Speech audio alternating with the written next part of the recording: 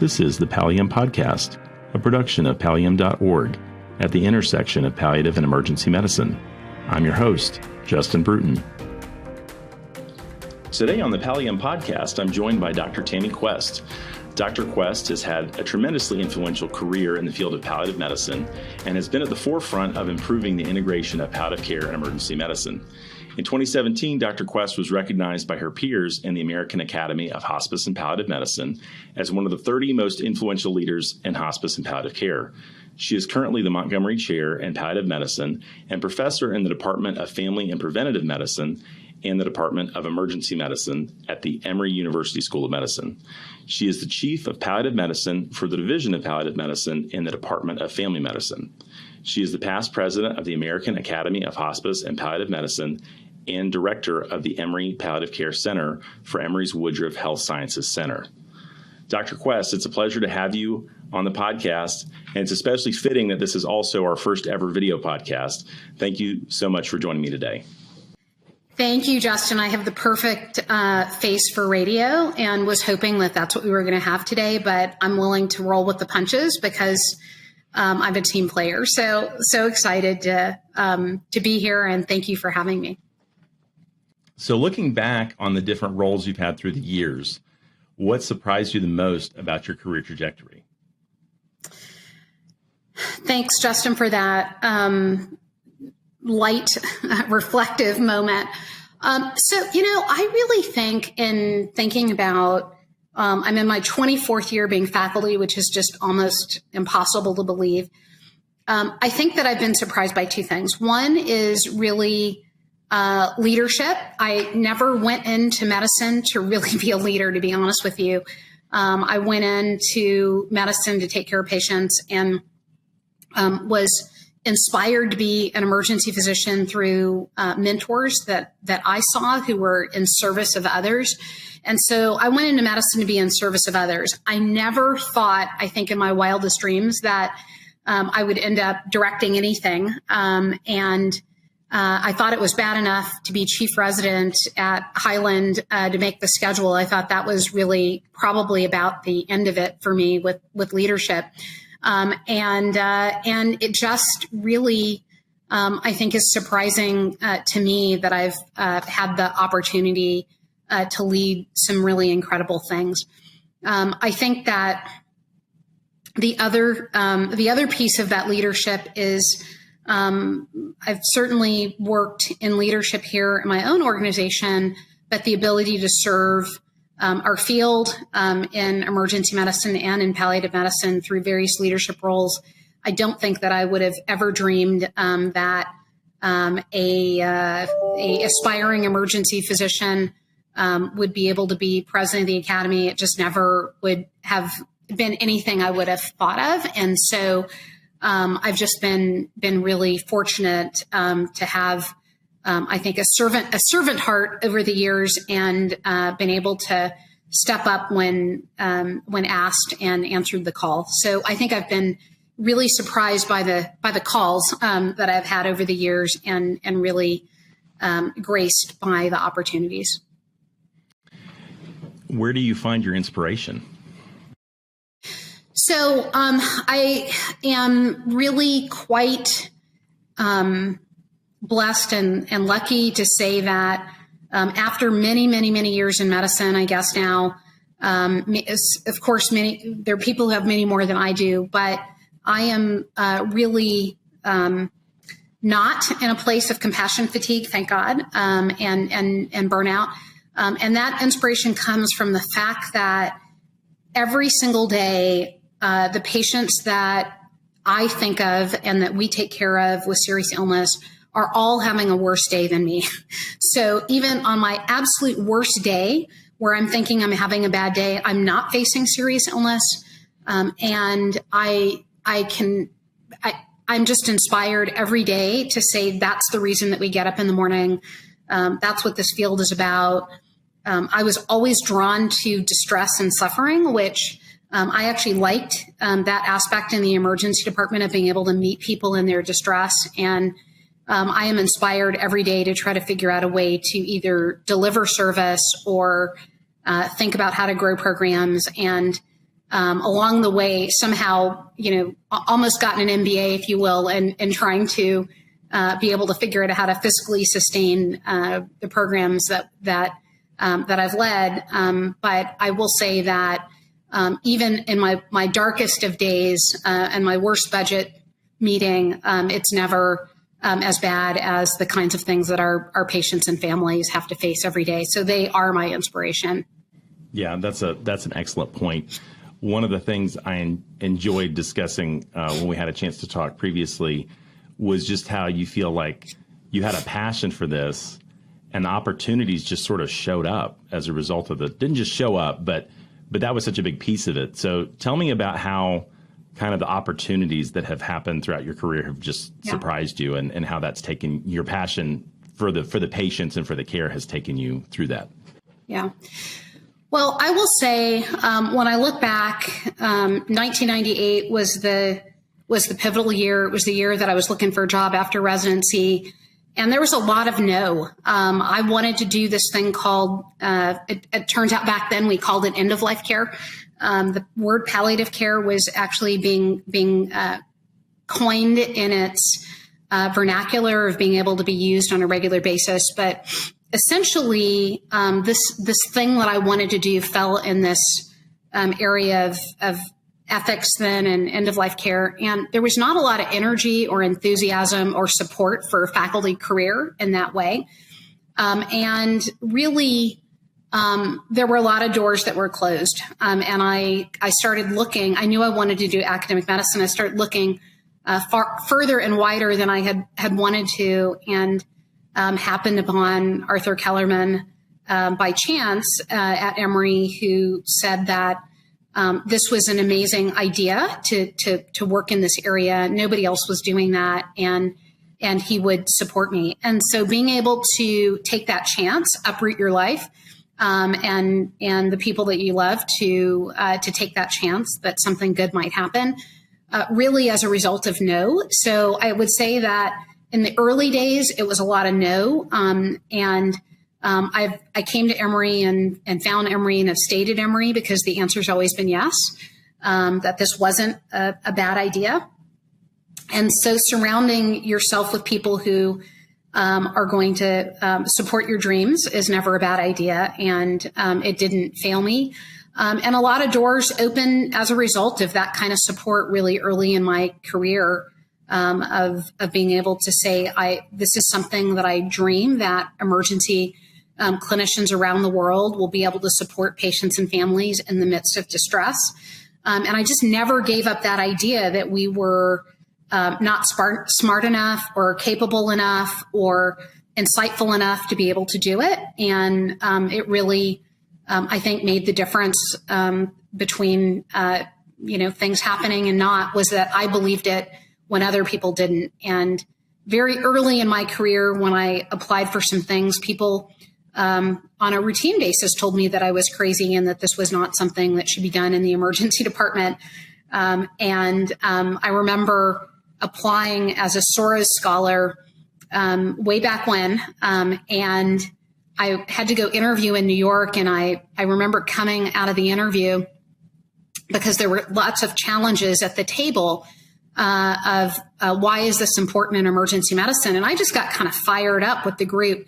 And I walked out, and I remember calling my husband in front of the OSI, in the institute there, and just telling him, well, that didn't go well, because I think I gave him a piece of my mind about emergency medicine and sort of where that was. And okay, I was, I guess they were inspired by that level of tenacity, if nothing else. And that was really very pivotal in my career. So I will say that a lot of doors opened as a result of just simply believing it more than anybody else. And it's just so wonderful now that other people believe it. And those few of us in the very, very beginning had to have support groups. So people like Rob Zielinski and Susan Stone were really pivotal. Knox Todd, people like that, early in trying to motivate and support one another, that this wasn't a bad idea. You know, it's interesting you reflect on that, because I think about sort of the sideways looks I got when I told people I was interested in palliative and emergency medicine, but that was coming at a time where it had at least gained traction, and really the traction you had to gain. I mean, that was all uphill, because it was such a new concept, and it's interesting because it's so intuitive to me that we need to know these things as emergency clinicians because sick people come to us. But just this idea of trying to integrate the two was so foreign at one time, and now it's starting to become much more commonplace, and residency programs are talking about it and recognizing this as a need. So you laid a lot of that foundation, which is awesome.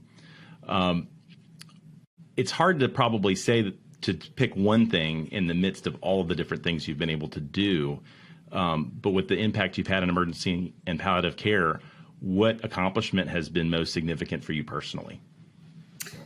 So I get guest privilege to have a tie. So, so I get two. How about that? And they're a tie. Fair enough. So I would say that working on the Epic Emergency Medicine Project, and so in 2005, remember I was on this, had this vision, maybe in the desert somewhere, right?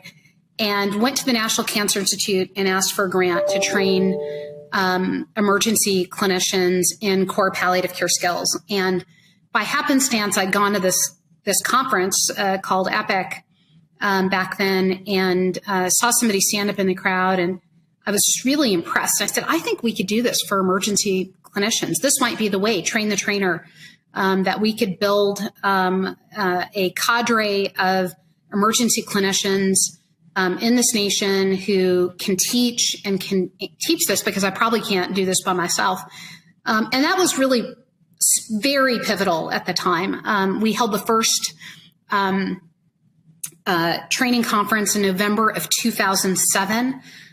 We had about 40 people show up, which was absolutely a shocker. What we did, Arthur Kellerman was incredible. He helped me get all the chairs and the SAM Council of Chairs to try to send somebody from their program. And I think without that initiative to get a groundswell to bring people together, it was even more pivotal because we didn't have any teachers. We didn't have any emergency clinicians that actually knew palliative care.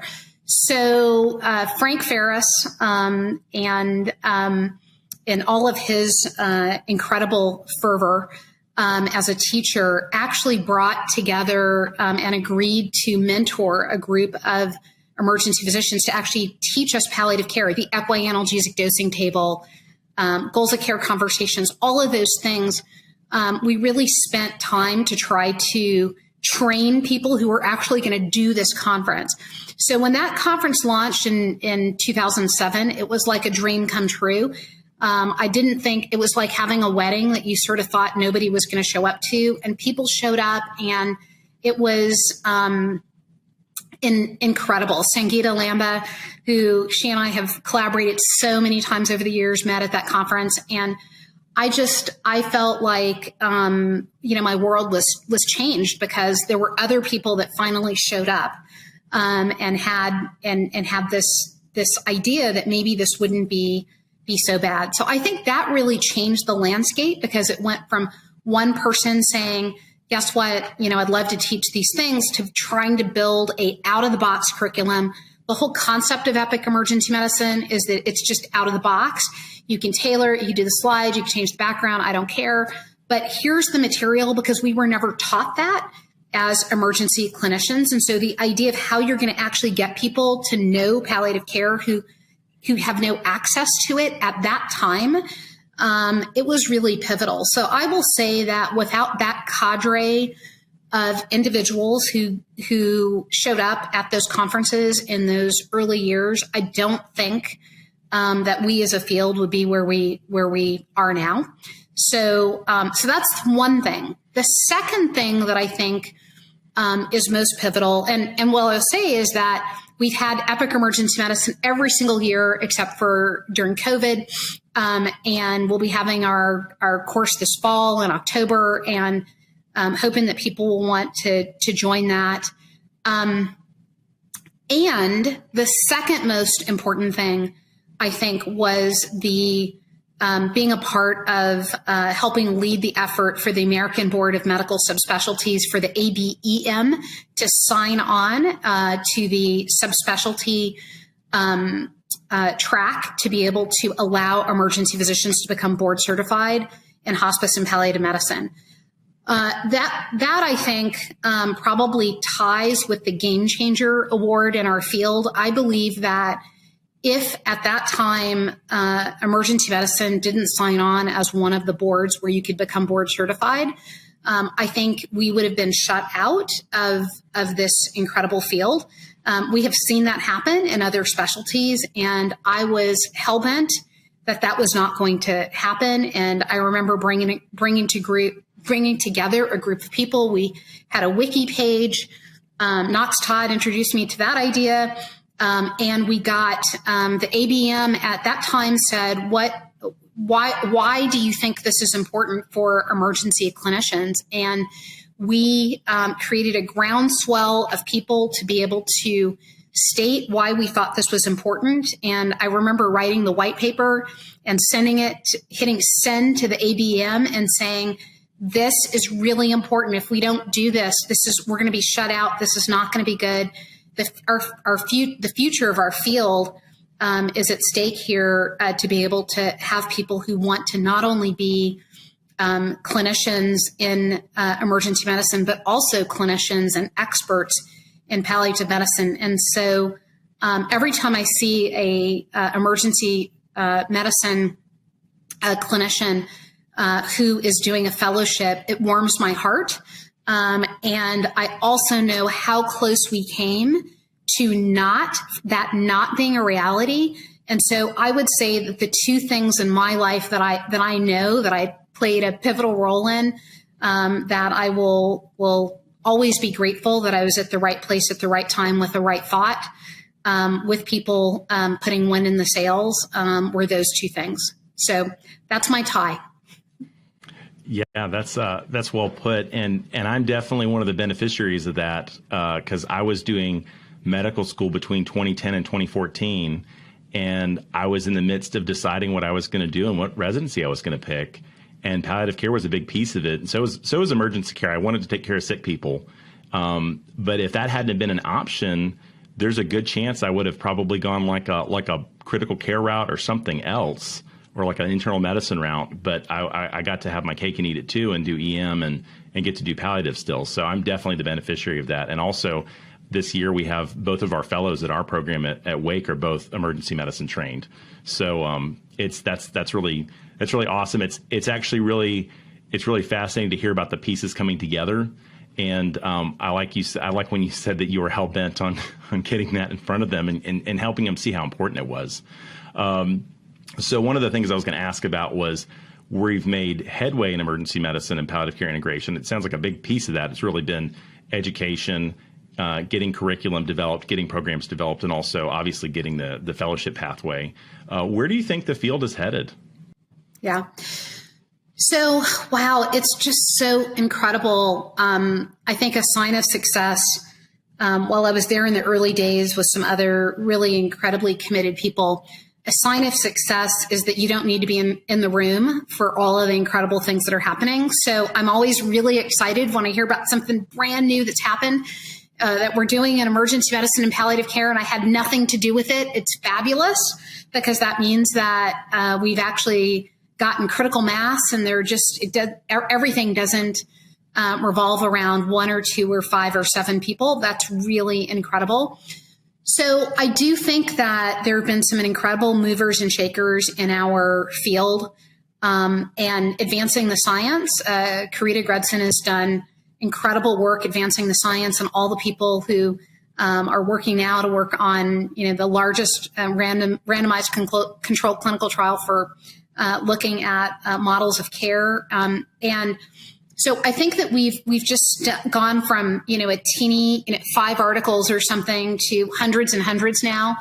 I do think that we have work to do on models of care and what is the right dose of palliative care in the emergency department.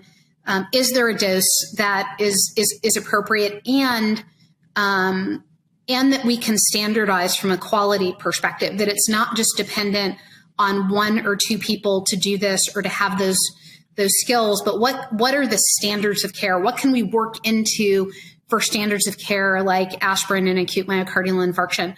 What is the palliative care piece of that? So I think that we have not yet come up with the model of care that we can disseminate and replicate across the field of emergency medicine. And with that, I think that one of the biggest gaps, that the biggest nuts that we have not cracked, is really moving away from just academic centers and emergency medicine and palliative care. And so community models.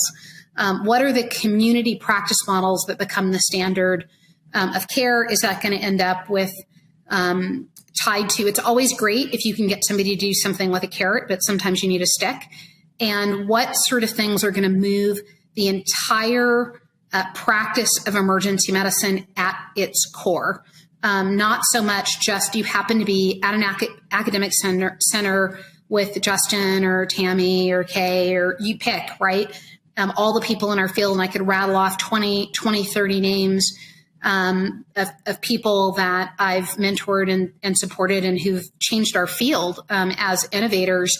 And yet, if I go to a community emergency department today, there's no guarantee if I have a palliative care need that it will be met. And so while I think we've made great advances in academic centers, I worry that we have not actually moved the needle on really the fundamental quality indicators in an emergency department that drive it fiscally, that drive it operationally. And so I think that is something that needs to be, that we need to crack that nut some kind of way. And then lastly, while education, and that's always one of the things in Epic Emergency Medicine, we were always very clear. The first lecture of PalliEM is about palliative care integration, is that education is only a first step. Education alone will not change programs or practice, but without education and that spark in the mind, it's hard to get to the next level. Until we actually have it fundamentally true that every emergency medicine resident that finishes any program in the nation actually gets core palliative care skills, not one skill, but a suite of skills, right? They need to know death disclosure. They need to know equianalgesic dosing. They need to know how to control nausea and vomiting. They need to know best evidence for dyspnea management. They need to know how to break bad news. They need to know how to have a goals of care conversation. They need to know how to take care of a patient who's in hospice care, who comes in their emergency department. They need to be able to refer somebody to hospice. How do we ensure that for every resident? And I actually do not think that we have a qualified teacher at every program in the nation. Why is that? Because I still get asked to speak in emergency medicine programs, and residents are telling me that they are not getting these skills. They're not getting the things that they need. I've been so graced over the years here at Emory, and the leadership has really embraced palliative care. We've been doing palliative care education since the day that I got here in 1998, because they said, if you come, this is going to be good. And we started with death disclosure, and then we went to a foundational palliative care skills, knowledge and skills-based curriculum, simulation, and now a rotation. And so that's great that we can have that here. Isn't that fabulous that we can have that here? But that's not good enough, right? Because it's not everywhere. So the fact that it's good in my spot, or is better, it's probably not the best. I'm sure somebody else out there is doing even more than we're doing. But it's never going to be right until every program has that, and every emergency medicine resident that is trained is able to do that. And we also have a retraining problem, because we always have the old dogs, new tricks.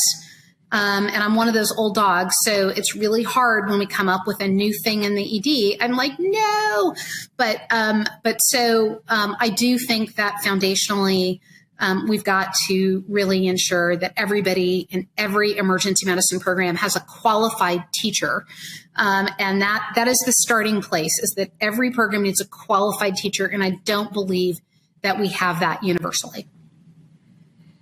That is a really excellent overview of kind of the mission moving forward, I think. And you're right. I think the first, being able to have people that are trained in emergency medicine and palliative care is a big step to that, to having a qualified person in each department. And then as people get training, there still is that trickle down process in the community. Because you're right, I can see where even here, implementing things in an academic center, you have some momentum for it, but then being able to change practice in the community, it takes time. And people have to see a priority for it too. Because you're asking people to invest time on the front end and how to communicate and in something they're going to add to the care of somebody in the emergency room. And they've got to see the benefit of that on the flip side. The time that I invest in that difficult conversation, is that going to help? Is that going to get them, where we think they should be as clinicians, but also in managing a department in a community setting, you're investing time that you're having to take away from trying to manage the flow of the department to take care of those situations. So how do you implement resources in a way that's going to work with their workflow? But that's a really excellent overview of kind of the mission ahead. And this next question, this is kind of a broad question that really could be multiple parts. You've already you've done work obviously in education and so many areas of palliative care and ED integration. You've worked to examine and address care inequity and disparities, and you spearheaded efforts to improve how we study, disseminate knowledge, and deliver palliative care from the standpoint of race, equity, inclusion, and diversity. So what are your thoughts on how an REID focus informs our approach to palliative care and emergency medicine in the greater sphere of palliative care now and in the future? Yeah. Thanks, Justin. So one of the reasons that I went into emergency medicine was because I absolutely loved the fact that everybody gets care when they arrive, irrespective of if you can pay, what you look like.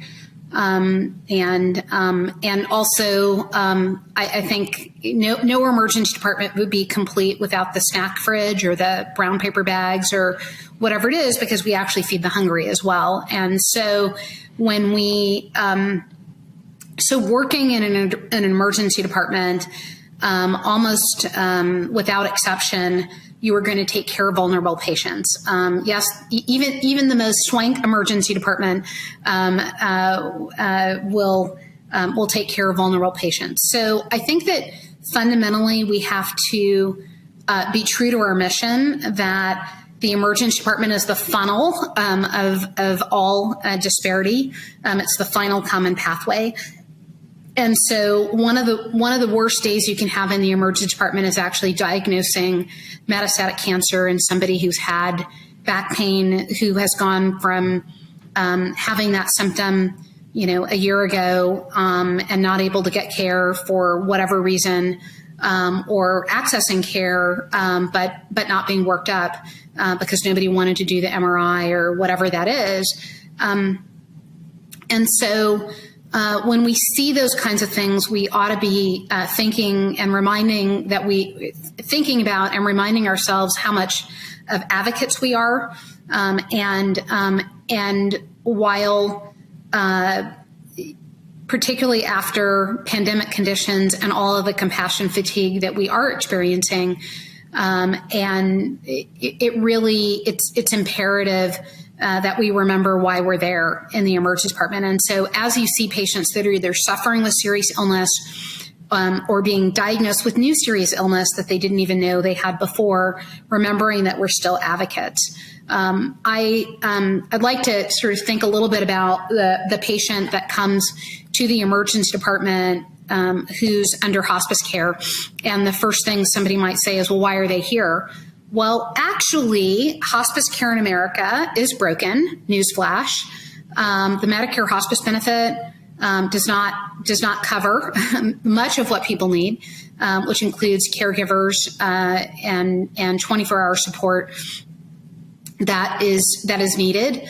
Medicare doesn't cover long-term care, and so when you have vulnerable patients who are coming to an emergency department and they're suffering with serious illness, and their caregivers still have to work because somebody has to put food on the table, and they don't have Medicaid or private pay to be able to get long-term care. And the Medicare hospice benefit, it's getting more stringent for inpatient days. That dying is not a reason to go to inpatient hospice, and caregiver breakdown is not a such thing in hospice care anymore for inpatient hospice. And so the inability to access the kind of services that they need, hospice care works really well if you have caregivers and if you have a roof over your head and you have, and it's not dependent on every member of the family having to work to keep you from being homeless.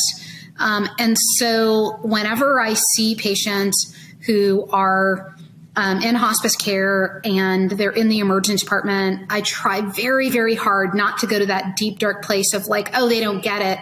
Actually, you don't live in their house and you don't know what it's like. And, the hospice agency may not have actually responded. I'm still looking for hospice response times by neighborhood because I'm not always convinced that every neighborhood gets the same response time. And so which patients are going to be more phone managed versus the nurse is going to be right out there. And if you're at home and it's 3 a.m.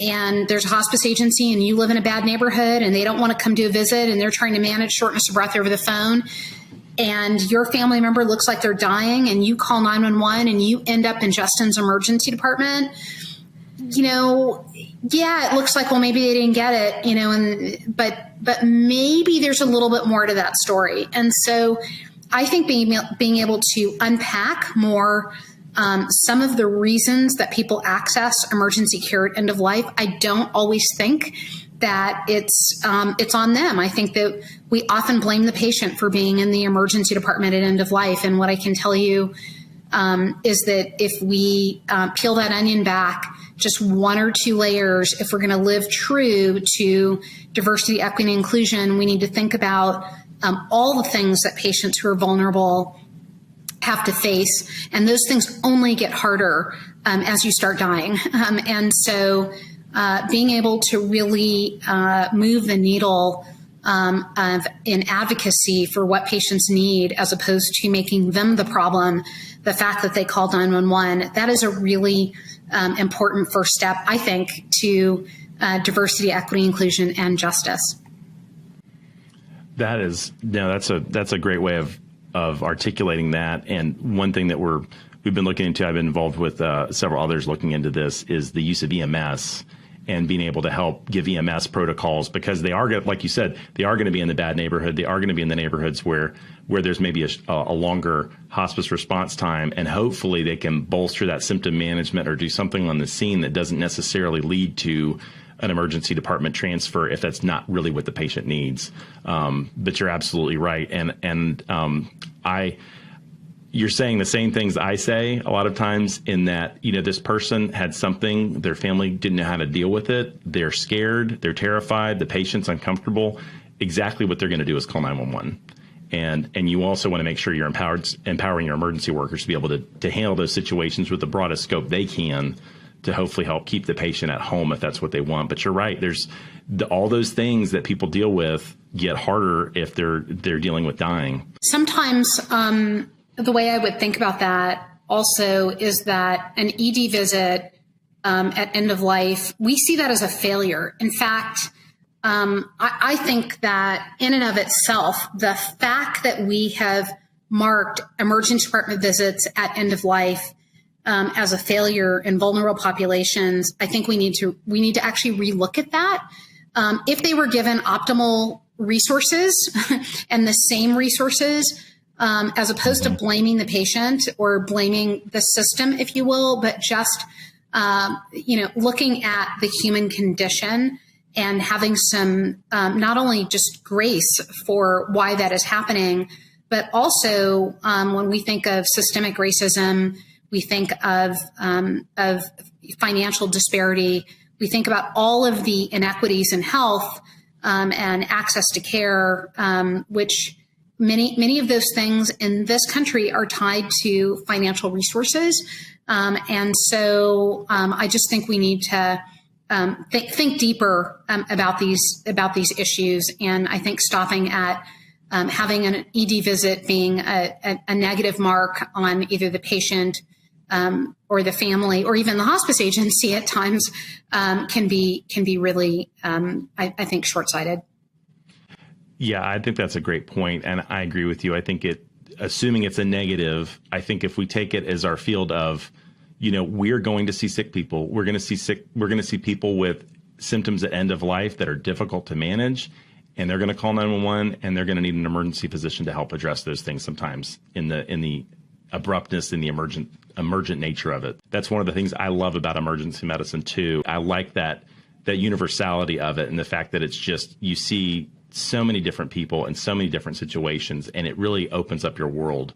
I was in EMS in Georgia, and I'd go into homes that you literally had somebody living in a shed with an extension cord powering a space heater, and that was their existence, and you'd see some things that you just would not expect to see in the United States. You'd expect to see it on a medical mission trip. Yeah, and I for the way that many of my patients live, most of us probably could not live a night like that. And so being able to be in a space, and patients clean it up right for us, so, and their families, and so EMS is a real window. And even I think I've done all the jobs in hospice and palliative care. I've been a hospice medical director. I've done home visits. I've done all those things, and I would always be amazed when I go into homes what sort of challenges people are dealing with, right? Mm-hmm. So keeping the electricity on to keep the concentrator going is not a small point. And so having to go to the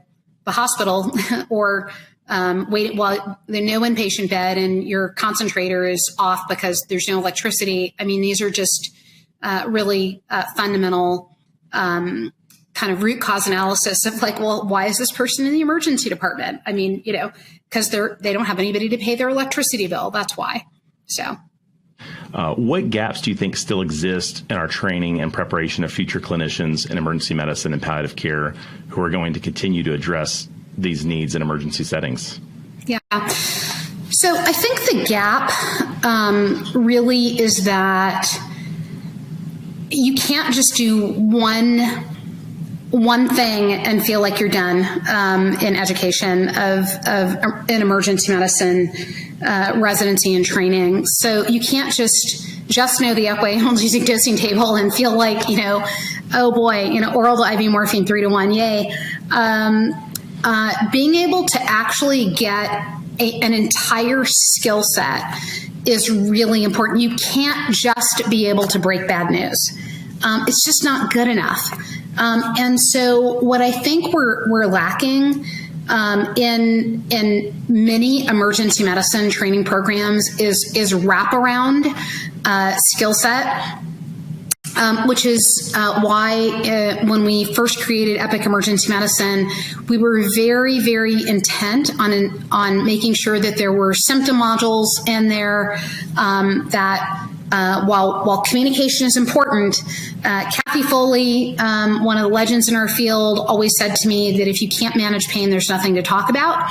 And that stuck with me. Okay. And like very young mind was Kathy said, if you can't manage pain, there's nothing to talk about. And so I would just ruminate on that, is, not being able to manage pain in an emergency department. And it's really interesting. I feel like, the opioid crisis that we have experienced in our field and in our nation has really, I think, negatively impacted the care of seriously ill patients with respect to things like rapid dose escalation and things that people really need to get out of pain. And being able to do that skillfully and confidently like we do other things is as important as what you say, and also being able to understand systems of care. If it's it's fascinating when I just ask emergency clinicians to explain hospice care to me, and they don't really understand it. They don't understand that it's a package and that the hospice is a care manager, and all of these things and how the insurance works and what's in and what's out. I mean, those kinds of things. It seems like a small point, but when you are caring for patients, you have to have those core knowledge and skills. And I think what's really missing for most emergency medicine residents, I don't actually have this nationwide data, but I will just say anecdotally is just the wraparound package that you get: the symptom management, you get the communication skills, you get the systems of care, that you get all of those things reliably and consistently. We would never let an emergency medicine resident now leave the emergency department without, or emergency medicine training program without ultrasound training. That's just standard of care now, right? In training. And so what do? We hire ultrasound education directors, right, to be able to do that. And while we may not need that level of intensity, we need that level of expertise. And programs need to endow and support the teachers that are going to have that wraparound curriculum and give them the curricular time to do it. And maybe take a week off of another rotation that they think is so incredibly critical to their development for them to be on a palliative medicine service or to have a hospice rotation or something.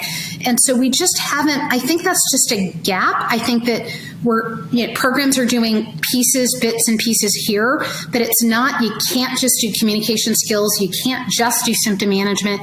You got to have wraparound education that is reliable, predictable, and tested in the way in which we test in our field, on our board exams, and including all of those aspects of care. And I'm so glad that there are people in our field who are working to actually go to the point of certification exams, including palliative care content. But I do believe that that's probably the single biggest thing we can do in emergency medicine to improve at least education, is to ensure that we have wraparound education in all the domains to ensure their skill and competency. Excellent. Well, this has just really been enlightening. I've enjoyed just hearing your experiences and your perspective, and there's just a lot of shared appreciation, not just for this field, but for emergency medicine and how we apply palliative care principles in the emergency setting. And also just thank you for being a trailblazer, because people like me get to do what we do partly because you helped lay a lot of that foundation that helped us get a leg up and continue to pass along those principles. And I agree with what you said. You know that something's really taken off where you don't have to be the center cog for it to work. You're disseminating the information, other people are picking it up and running with it. So I've really enjoyed this, and thanks so much for joining me for this podcast. Thanks, Justin. Thanks, everyone out there, for believing in this as much as I do. And I've just been really graced to be able to be at the forefront with a lot of other really wonderful people to believe in something when others didn't. So we're all here because we know it's the right thing to do. So appreciate everybody. Thank you. For more information on current topics in the fields of palliative and emergency medicine, please visit PalliEM.org.